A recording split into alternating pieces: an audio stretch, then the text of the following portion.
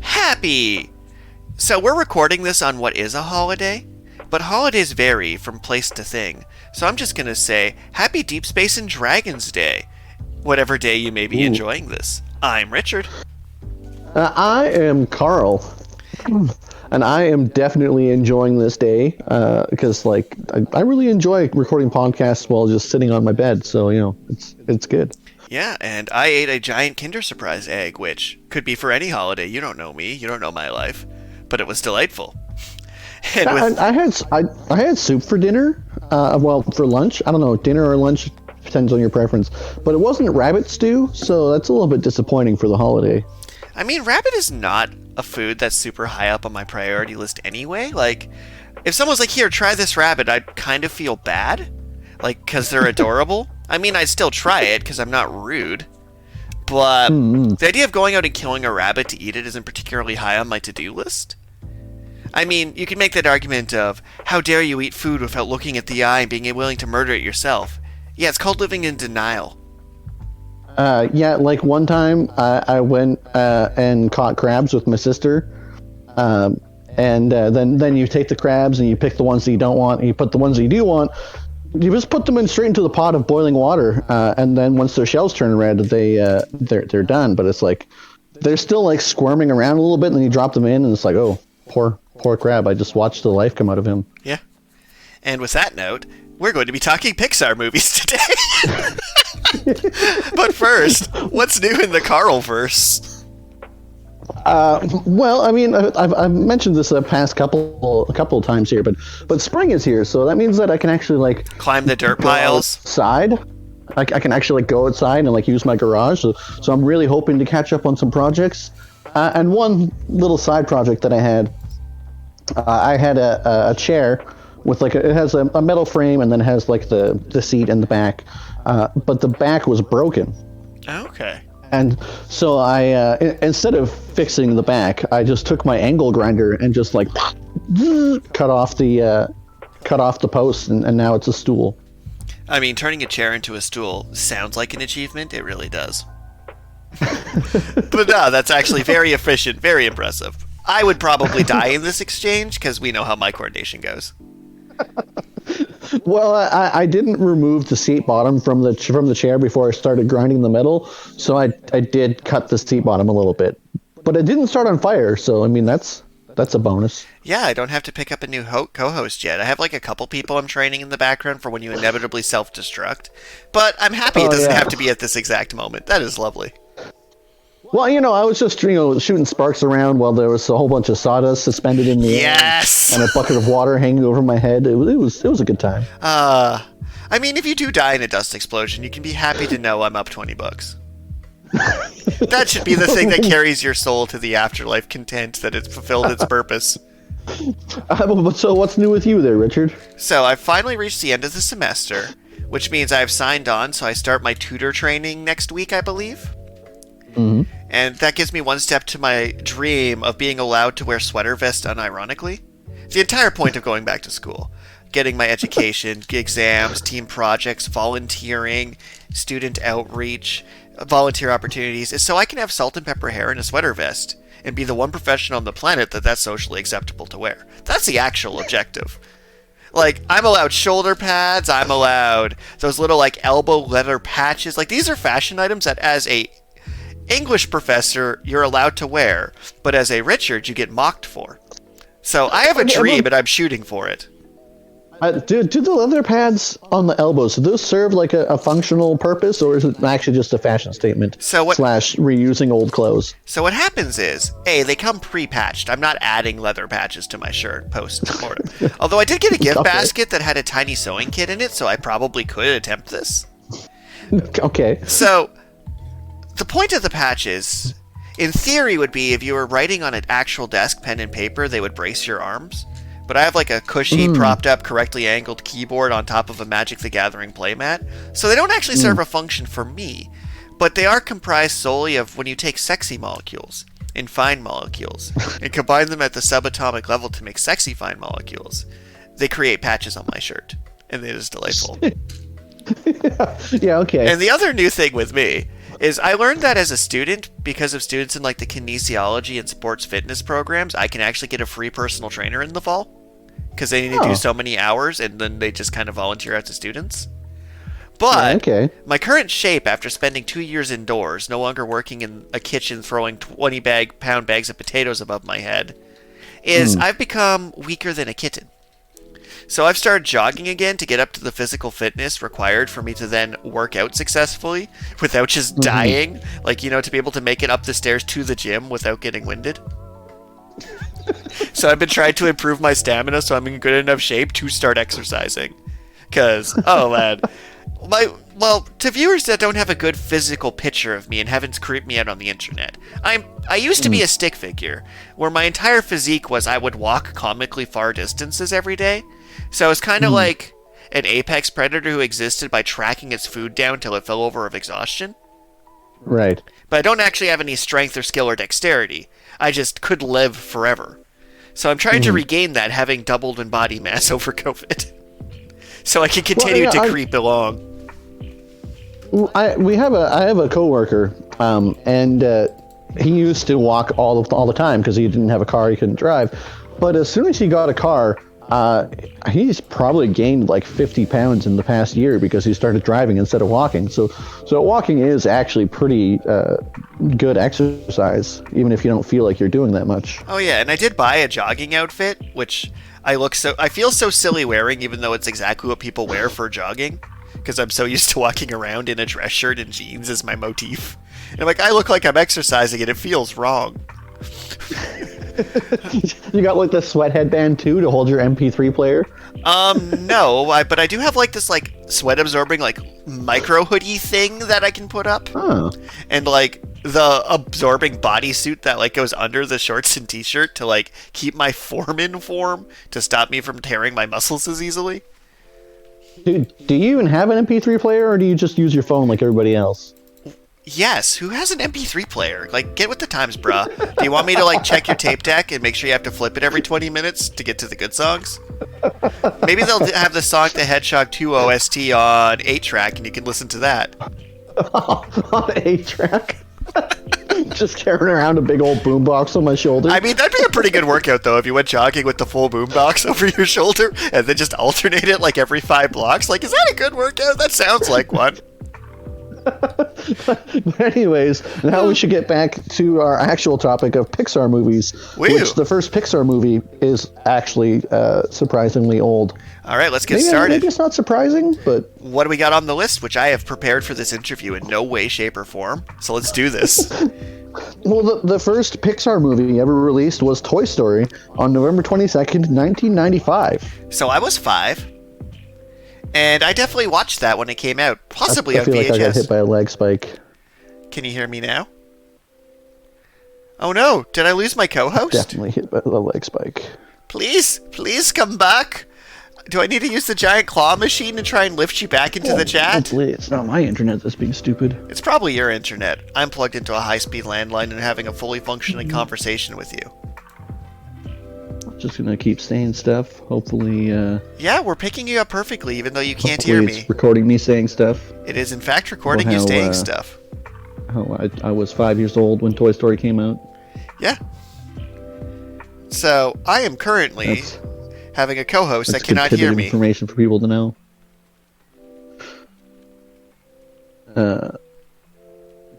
He probably just muted me or something. John Lasseter is, because he's apparently the director for a bunch of these movies. So, I can still hear you, and I don't know how you can't hear me.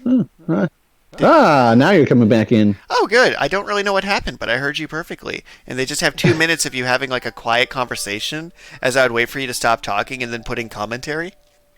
Because the technology issue is definitely on your end, as I explained to our viewers. I also made a lot of really hyper-specific insults about you. But since you'll never actually watch our show, I'm fine. Ouch. It's not. I do have to sit down and actually go through it and fix these things up on the YouTube studio. Oh yeah. Studio. I mean, to be fair, I don't listen to our episodes because my own voice, when I hear it recorded, reflected back at me, is basically like fighting a Wobbuffet. Like it hurts me repeatedly, and the only way to win is to not play. But with that, we have started Toy Story, and I think we both agreed that we were around 5 years old when it came out. Yeah, apparently. All right, so first thoughts on Toy Story I have as a 5-year-old, it was a nearly perfect movie. Well, I mean, it still holds up rather well. I mean, it is a classic for a reason. I will say, though, for early Pixar, like, because of the art style they chose, it really did hold up surprisingly well. Like, if you go back and watch Toy Story, it doesn't look bad because it's bright, colorful, simple rendition of toys. However, I watched the trailer for the new Buzz Lightyear movie, and my biggest problem with it is, really, you had to use Buzz Lightyear from Toy Story? You couldn't come up with an original character for your sci-fi movie? We're really doing Buzz Lightyear? Are you for real right now? You really need to move those 30-year-old juice boxes, huh? Well, I mean, at least Lightyear is better than the untitled film that comes out on June 16th, or the film that's so untitled, it doesn't even say it's untitled, that comes out on March 1st, 2024. Oh, are they gonna Avengers this, where we get a Buzz Lightyear movie, then a Woody Ranger movie, then a Slinky Dog movie, and then they all meet up together for a badass live-action adaptation? A Slinky Dog movie? I'd watch the Slinky Dog movie. Slinky Dog was great. All right, so on to number 2 on the list here, A Bug's Life. Oh, no. I'm going to start off with a question. A Bug's Life or Ants? So first off, those are both terrible movies, in my opinion. I did not care for either of them, but that might just be that I don't like bugs. Bug is not my Pokemon trainer type. There's some cool bug-type Pokemon. Bugs get less creepy when you make them giant, even though they should be more creepy. But honestly, it's weird, because Toy Story held up well because of its art style and selection, where A Bug's Life did not handle well. Like, if you look up a screenshot of A Bug's Life right now, it will be nightmare fuel. Yeah, but is it worse nightmare fuel than Ants? They're both pretty nightmare fuel. Like, I think A Bug's Life held up better graphically, because Ants just kind of is super off-putting. Okay. Like, I'm looking at a side-by-side comparison, and Ants is truly horrifying. I don't even know. I'm pretty sure Ants came out around the same time, because back in the day, the movie companies used to compete for similar movies at the box office. Brilliant tactic. Best strategy. Well, it's funny, because the first thing that popped up when I searched A Bug's Life was a direct comparison of the two. And A Bug's Life still looks cute and peppy. He has his leaf hat and his backpack. And then Ants is just literally, what if the Predator was scarier? As his soulless eyes bore into your soul. So yeah, Ants, nightmare fuel. Bug's Life held up pretty well. But as for stories about ants or bugs living their ants or bugs' life, that's just not my genre, I'm sorry. Fair enough. Next on the list is apparently Toy Story 2. It was more Toy Story. I think it was worse. It suffered from sequelitis. I do not think it was an improvement to Toy Story. I would tend to agree. It's like, let's put in some more merchandise characters. What if there was a female Woody character? I'm like, thanks. We definitely needed that. And what if weird toy collectors were after the toys? Cool, this is definitely capturing my childhood imagination of my toys coming to life. Oh, wait, it's not. So I'll just... Well, I mean, by that time, their target demographic was already 9 years old, so they needed to... Yeah, it was already too mature for audience. it. Yeah, so they had to put a romantic subplot in my toy movie. And we know how much I like romantic subplots. Unless it's Eggman and his lieutenant's unexpected romantic subplot, I'm not for it. I could not stress enough how much I enjoyed the Agent Stone Eggman romantic subplot. But let's move on to our next Pixar movie before I start talking about Sonic. Monsters, Inc. in 2001. Flawless masterpiece, 10 out of 10. Give them some medals. Yeah, that one was really good. And it also... Like, the CGI technology is already vastly improved by that point, so it holds up even better than the previous ones. And just the concept is so good.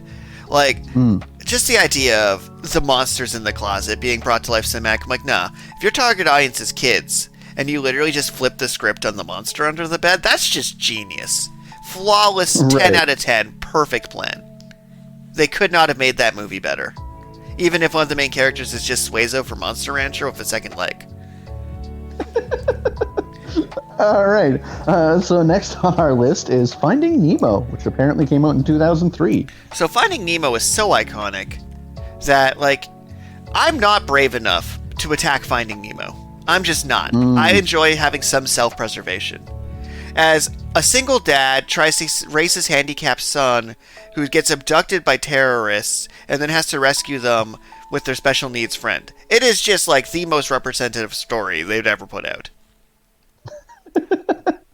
Well, yeah, but was it more incredible than The Incredibles? The Incredibles was dark, twisted perfection. Like, that movie is so dark. Oh. You have a lot of praise for these early 2000s movies. I mean, they also hit me before I could filter good from bad, so they got a little bit of an edge that they're lodged directly in the nostalgia center of my brain. But tell me what's bad about The Incredibles. Come on, like, it's better than most Marvel movies. The Incredibles also hits my nostalgia centers, but I definitely agree, both in terms of art style and in terms of the story being told.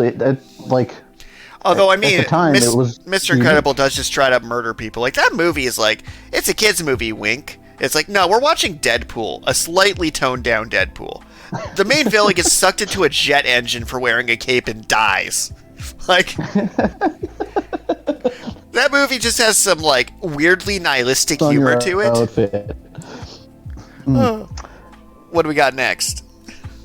Cars in 2006. Pass. I just did not care for that. That's where Pixar started. Cars. Diminishing returns. I did not care for Cars. I think at this point I'd already watched like 7 Transformers series, right?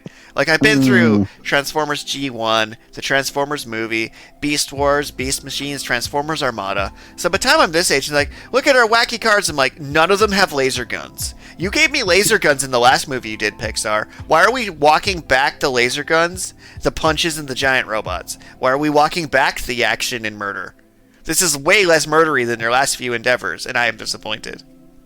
You are right. That is less murdery, and it continues to be less murdery with Ratatouille in 2007. Yeah, but to defend Ratatouille. So, as a kid, I wasn't super into that movie. After 4 years in culinary, it just fills me with joy. Like, it's like, yeah, you're in the kitchen, your life is miserable, but you got a magic rat to help you. I'm like, yeah, no, that actually gets me. Now I'm on board. I think me getting my cat Miko really softened me on the concept of Ratatouille because it made me like pets more in general. So the reluctant friendship between a French and Remy, it's just like, yeah, that is delightful. Ratatouille was pretty good. Up next is Wall-E in 2008. I have never related more to a protagonist in my life than the sad Walmart robot trying to make garbage cubes. Wall-E is like, yeah, no, that is my persona. I understand you. You get up with the sun, you deal with garbage literally all day, and you just try and find the little sparks that you... That is the first Disney Pixar movie where I was old enough and it's strong enough with my emotions to weep openly and cry at the death of that protagonist. Also, Wall-E is a hyper-accurate rendition of humanity and exactly where we're going, and a grim warning of our future that none of us have heeded. We made the hover chairs instead of making the diet pills, okay? We're leaning into going into Wall-E. As a side note, Film Theory has done at least 2 videos explaining how the humans in Wall-E are cannibals. Oh yeah, that just makes sense. Why would you not be a cannibal in that circumstance? I mean that politely and professionally. If you only have so much matter, and you can recycle humans into food, it's just wasteful not to. But so, next up is Up in 2009. So Up has the strongest 5 minutes of anything Pixar's ever done, and then a mediocre hour and a half. But I want to hear your thoughts on Up, because I just summed it up very nicely. As a short film, the intro to Up is devastating, heartbreaking, and powerful. The movie itself, Well, see, we're starting to get into the category where I haven't actually watched these movies, but I have seen several theories about how many balloons would actually take you to be able to lift a house. And have you not watched the opening to Up? What is wrong with you? The opening to Up is the saddest piece ever put to fiction and is beautiful and perfect. But I am indifferent about the rest of the movie. Well, yeah, and the rest of the movie kind of seems like it would be pretty, like... I think I've seen bits and pieces of the opening, and then I've seen, well, pretty much all there is to see about the rest of it. Like, the house flies through the sky.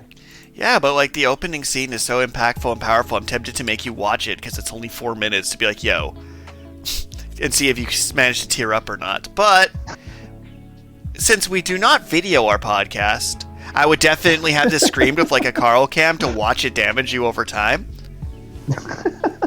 But watch it back in slow motion as the tear slowly rolls down my cheek. Oh yeah, it's devastating because it's so sweet and wholesome, and they're just like, hey, you know what we're gonna do in this Pixar movie? Show people's emotional reaction to a miscarriage and learning they can't have children after they plan to have them and painted a nursery. And I'm like, what? That is tragic. You're actually gonna go there? You're just gonna like a kid wouldn't realize how profoundly sad it is that they like got sick and lost their retirement money, or like them trying to save up to go on this vacation but can't because she dies of cancer. Like, what the fuck, movie? That is my one F-bomb of the podcast, but seriously, it is just brutal. All right, but next is Toy Story 3, which is actually another brutal movie. So you've seen this one, yes? Yeah. Yeah. And the existential dread and the fact that these toys can't die unless they're completely destroyed. And then there's sad acceptance of their fate at the end. It's like, oh man, that's... Like, Pixar went to literally murder our childhood, and I feel like what happened was the Joker managed to sneak into Pixar Studios, right? In like just a nurse outfit like he does. And they had this ending where they all actually die, and then one person's like, wait a minute, you're the Joker! And then they fixed it at the very end, because I was convinced they were actually going to do it. They were just going to straight up murder my childhood on screen in front of me. But then once they got the Joker out, they released Cars 2 in 2011. Boo. So, you know, most sequels are worse than the original. That's just a rule of filmmaking. Mm-hmm. Toy Story 3, I think, was actually the best of the series. Toy Story 2 was objectively not. Right. Cars 2, I never saw, but I just have to imagine it's a worse Cars. You know, I'm not sure if I saw it or not, because, I mean, like, it's... The first Cars was fairly generic. Also, I'm kind of surprised that, like... I thought that Planes would be on here, but maybe that's not actually a movie? Maybe it's just bad. And they're just trying to forget it. Someone retconned it out of existence. Like that kid who told me you could rotate Smash Bros. Blocks. So, moving on to the next film on our list, which is Brave, in 2012. Okay, so at this point, Disney and Pixar, and this is my crack theory, and I'm just going to use some of our episode time to talk about my crack theory. So, Avengers was a success, and everyone's been trying to replicate it. Disney Pixar has been putting strong female characters with superpowers very casually into their movies. We got Frozen, we got Brave, we got Moana, we got Raya and the Last Dragon, we got Turning Red, and I think they're going to release a Disney all-girls adventure movie with all these superpowered Disney princess characters uniting together to fight the masculine patriarchy. And Brave is the first piece of this story. They're their Hawkeye. Yeah, okay. I mean, Brave was a pretty good movie. Yeah. Other than my side theory, I very much enjoyed Brave. But did you enjoy Monsters University that came into 2013? I was pretty drunk during that movie. So I did enjoy it, but I don't think it was the movie's fault that I enjoyed it. Like, I wouldn't be like, okay, this is going to be a new Monsters, Inc. I'm expecting nothing from you. And then as we take a drink whenever they say monster, no, it was a good time. So Monster Inc., I give 5 whiskeys out of 7. 5 whiskeys out of 7. Not quite a perfect score, but that's because you weren't drunk for the first couple minutes. Yeah, you get it. What were your thoughts on that movie? My thoughts were pretty much the same. It's like, prequels are usually even worse than sequels. The one exception is Star Wars Rogue One. Star Wars Rogue One was pretty good. That's probably the only good prequel. Like, full stop. So yeah, probably. It being a Monsters Inc. prequel was just, it was kind of like doomed from the beginning, but it entertained me through. But bonus points that by the end of the episode you can think of another good prequel. But so then next on the list, in 2015, they released Inside Out.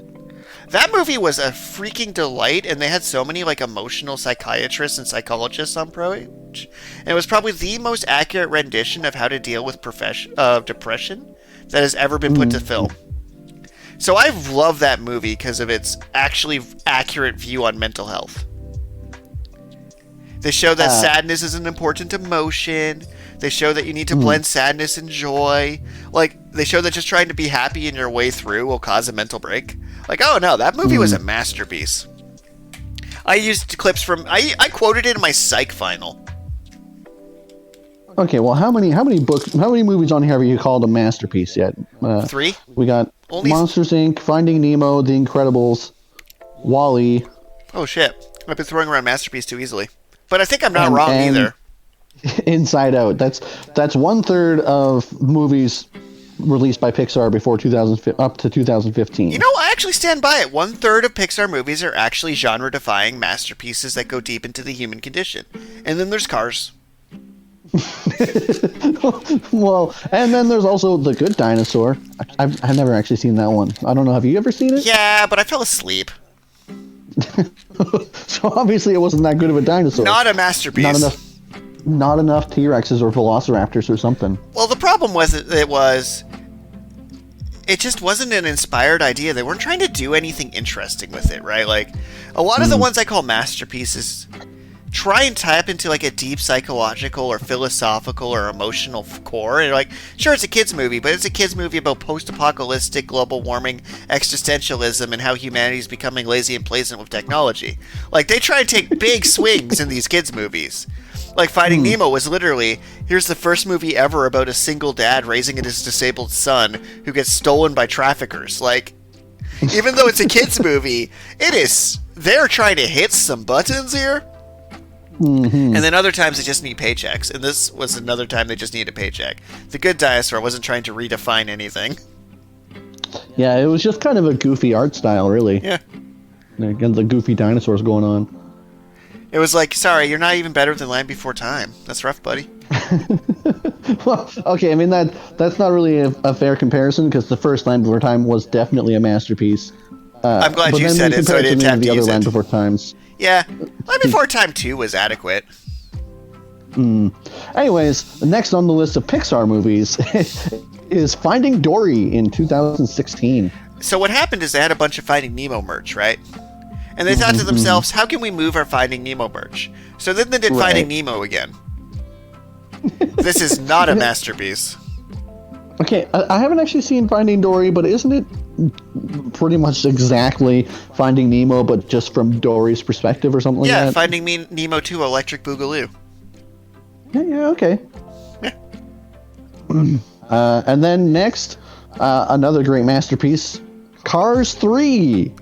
So, like... in 2017. I have zero desire to watch the Cars franchise. I'm also mildly sad that it's a franchise. With 3... Hey, apparently Cars 3 has, like, super spy cars. I mean, let's be honest. There might be lasers. The only way they could have saved Cars is if they just straight up crossed it over with Fast and the Furious and threw Vin Diesel in there. And The Rock. Yeah, but then they have to actually reveal what's inside the cars. That just raises more questions. I would have rathered a Transformers movie. That's not high praise. But so then next we have Coco. Somehow which is another one. I haven't seen that one either, but it has... I get a good feedback from it, but I just haven't gotten around to seeing that one. Yeah, sorry, I guess we have to skip on it. Yeah, and then the long-awaited sequel, Incredibles 2, came out in 2018. Thumbs down, frowny emoji. What? You mean the sequel to Incredibles that had all the hype didn't live up to its hype? It had no chance. It wasn't even the movie's fault. It just had no chance. Just let it go, man. Most of the ones that are masterpieces can almost retroactively lose that status if you do a bad sequel. Like, it is a shock that Toy Story 3 was good. That is a plot twist. So, I'm sorry, but Incredibles 2 was just not that good. Have you seen Toy Story 4? Also, not that good. They're like, here's like Woody's goodbye. It's like, this whole movie's extra because Toy Story 3 already wrapped up every plot arc. So Toy Story 4 felt like it didn't need to exist, except the self-aware spoon. They got close to touching on something with that. Well, yeah, they touched upon the fact that there's going to be a war between humans and toys soon because, like, A, toys are immortal, and B, anything can become a toy that will never die. But yeah, they don't have to stop moving. They can keep move. They can move in front of humans. They just choose not to. But eventually, they will rise up and kill us all. But in all seriousness, Toy Story 4's problem was Toy Story 3 was a really strong finish. Yeah. So it's like, yeah, well, I see what you're trying to do. This is the last Toy Story, but you also already did that. It's one of those things like when Marvel keeps having its first openly gay character. There's some diminishing returns that you keep saying that. Or it's like our first female-led movie. It's like, is this really your first female-led movie? That's not a flex. Like, there's a new Gundam series coming out. It's like, first female protagonist. I'm like, that's not a flex. That is an omission of shame that you've went 70 years and not diversified. So, yeah, you don't get a pull that this is the end of a franchise if you're not actually committed to ending it.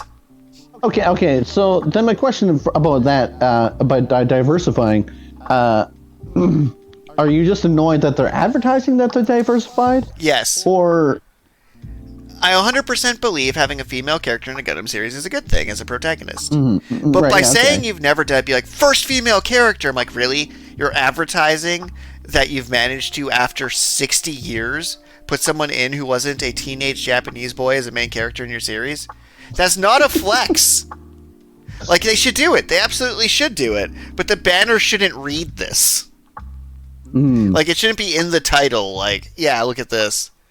Like, Mobile Suit Gundam, Goddess of Mercury, our first female character. Are you kidding me with this right now?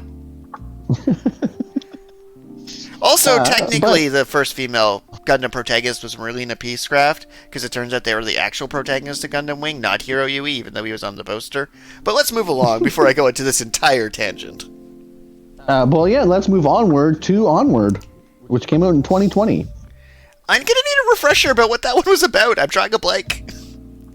I believe that's the one where the two boys are trying to resurrect their father. Oh, right. Like, pants or something. Dungeons and Road Trip. Yeah. Dungeons and Road Trip was all right. It's weird. It's kind of like, I love the idea of the setting of we used to be a magic society and now we're just living our lives. Two brothers trying to see their dead father for the first time. Kind of hits me on my personal emotional level pretty good. Right. Like, this movie was pretty custom tailored to me, but it was almost a little too by the books. Like, there wasn't any twists in that movie. It was exactly what you thought it would be from the trailer. Like, ever watch a movie and you feel like, if I just didn't watch the trailer, then there would have been surprises in this, but they literally spoiled the entire premise of the movie. Like, you can tell from the poster, oh, they're off to meet their dad, but really they're getting to know each other. Like, yeah, you told me that in the interview. Before the movie, in the theater, telling me what your movie was about, from start to finish. Oh, I hate when they do that. You might just say that movie didn't have enough soul. Oh, man. Which is the next movie released in the list. That's why I went there. Yeah, I'm just going to skip talking about that movie. Why, you don't like jazz or having people body swap with cats or... Oh no, I love that movie. I'm just not qualified to talk about it. yeah, okay, that's fair. That's fair. We gave this rant about Turning Red actually the other day, so I am going to talk about this. Soul's one of those movies that, because it very clearly leans toward a specific target demographic, a lot of the complaints about it could be summed up with, well, yeah, that movie wasn't for you. I really enjoyed that movie, but I don't like that it got a lot of negative hype on the, oh yeah, they're totally just like, look at that, we're doing a Pixar movie about black people. And I'm like, no, they're doing it about an era, they're doing it about emotions. It's a really good movie. But you also, there's a little bit of pandering that went into that movie's design. It was like very clearly, oh yeah, you called it soul and you're making it a pun on blues musicians. And like, it's very clear where they were going with that. I very much enjoyed it, however. I'm happy to go on the record to say that was a good one. Moving on, the next one on the list is Luca, which came out in 2021, and I legitimately I don't know if you've seen it, but I legitimately have no idea what it's about. Neither do I. I missed that one. Woo! High five. We both suck. Oh, it's the one about the mermaid guys. Oh. I mean, not that I have seen it, but I mean, the trailers today looks like it could be interesting. I'll throw that one on the back burner, but yeah, sometimes I just haven't seen a movie. And then last but not least is Turning Red. So as a Canadian, I love that movie. Like, I deeply love that movie. Mm-hmm. Like, it is... I definitely agree. To see streets I've literally been on and transit routes I've been on and places I've been. Also to have a surprise kaiju fight. So, as I mentioned earlier, the problem with Onward was the entire movie was already spoiled for me, casually. Like, I didn't try and learn anything about it, but I knew its entire context. Turning Red had, like, 7 plot twists I didn't see coming, and it was amazing. And it, like, pieced together nicely. Like, there's a moment where I'm watching, and they're like, oh, the song doesn't matter. I'm like, I see what you're doing. And they're like, yeah, no, they're going to have off-brand NSYNC definitely dance off to kill the kaiju. I'm like, yes, this is amazing. I didn't see this kaiju fight coming. I thought they're going to fix this responsibly with feelings, and you gave me a surprise Red Panda kaiju battle royale. Fantastic movie, 10 out of 10. Although I will say the trailer spoiled absolutely nothing except that she turns into a panda, which is so much respect, right? Like, they didn't give it away. Like, literally no idea what the movie was about until I actually watched it, and then I was like, oh. Well, I guess also with the controversy, because, like you say, the movie wasn't made with everyone in mind. It wasn't designed to be a movie that everyone can watch and enjoy, because no movie is. A movie that everyone can watch and enjoy just is not going to be a good movie. And that's like, the it's thing, just going to be bland. As I was saying earlier, a lot of the big, strong Pixar movies are the ones that try and tackle something they haven't tackled before. And yeah, tackling teenage boy band culture in urban Canada, that's something no movie has touched with a 20-foot pole. And they're like, yeah, we're going to talk about ancestry and the difference between the responsibilities of being a child versus growing up into your own in the environment, and trends and generational guilt. I'm like, no, this is amazing, because this touched on a lot of interesting themes from a unique viewpoint. But I will say some of my colleagues are like, there's a couple scenes where it's like, I felt secondhand embarrassment and it harmed me by sitting in the classroom with your parent outside screaming for you. It's like that one I cringed by reflex. I'm like, good. That means you were in their lens and they hit you with the feelings you're supposed to feel. And so now we can move on. They have 25 released movies. And then they have apparently 4 scheduled release dates. Ooh, let's predict the future. Are we just straight up gambling on what the next Pixar movies are going to be? Well, the next Pixar movie is already declared to be Lightyear. I saw a trailer for it at the movie theater the other day. Boo, Lightyear, boo. Yeah, I don't really know what it's gonna do that's gonna set it apart, aside from pandering to nostalgia. Nothing. Like, I watched that trailer, I'm like, you're a bad Halo movie, really?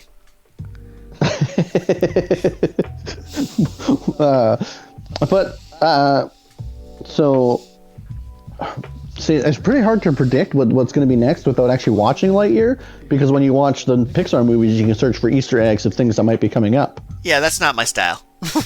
I refuse, out of concept. On June 16th, 2023, they are going to, according to Wikipedia, they're going to release Untitled Film.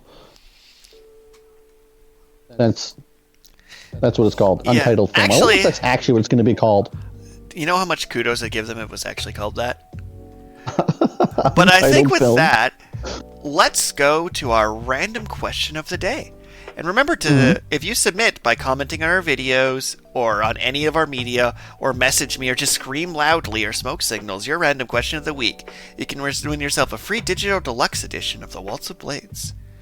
Also, feel free, if you don't want to send a question, to send in our Twitch streaming suggestions, because we're more than happy to play whatever torture you want to put us through.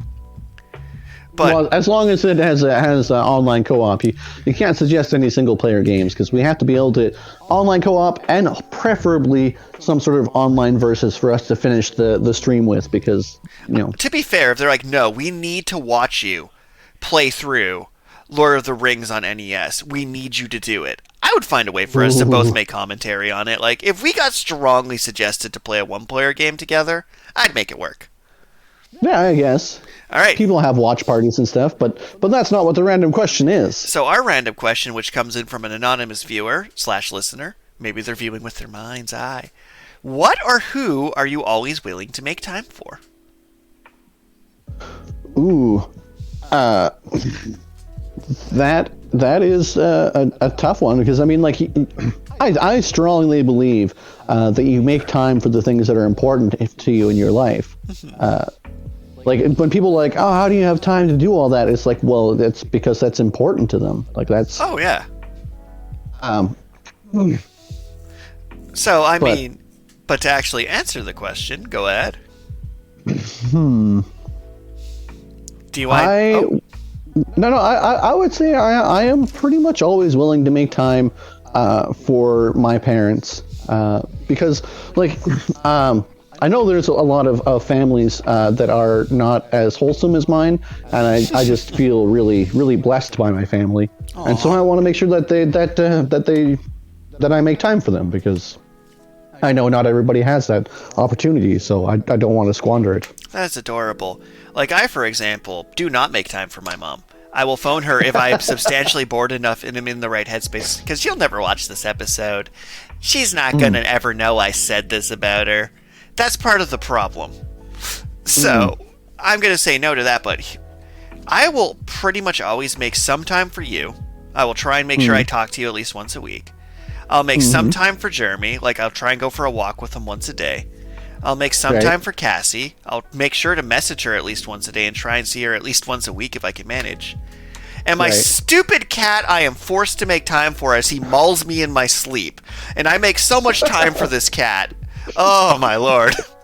So, yeah, Miko, definitely I always am willing to make time for. He will just interrupt what I'm doing, jump on my keyboard. I'm like, I guess I'm petting this cat for an hour. There is no choice. But with that out of the way, thank you everybody for tuning in. Feel free to follow us on Twitch under richard.kivas for twitch.tv. We stream most Tuesdays, and if harassed, we can be encouraged to increase our streams. That is possible. You all have the power. It is possible. We might be playing Sonic, we might be playing something else, we never know. We might do a Jackbox party pack, because I would enjoy having some of our viewers come on and quiplash with us. But for now, thank you everybody for tuning in, and to infinity and beyond. Yeah, and just remember, time is non-linear, so anything we advertise here might have already happened, might be happening, or might happen in the future. You never know. Also, we're in the 2020s. It literally, I could say we'll stream tomorrow, and then a meteorite might hit my house. Take care and bye. Bye. Bye. Oh, that was a good one.